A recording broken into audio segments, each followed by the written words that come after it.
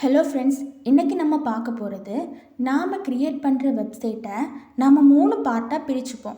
அதாவது header, main, footer. Header செக்ஷனில் நம்ம என்னெல்லாம் வைப்போம்னா நேவிகேஷன் பாரை நம்ம வச்சுப்போம்.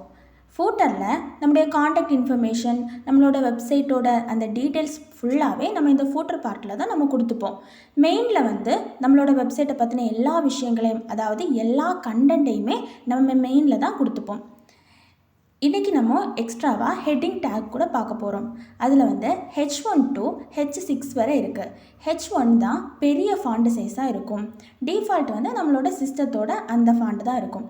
H6 எல்லா ஃபாண்ட்டையும் விட கொஞ்சம் குட்டியாக இருக்கும். டிஃபால்ட்டை விடையும் குட்டியாக தான் இருக்கும் அந்த H6ஓட ஃபாண்ட்டு. இப்போ இதை நம்ம கோடிங்ஸில் பார்த்தோம்னா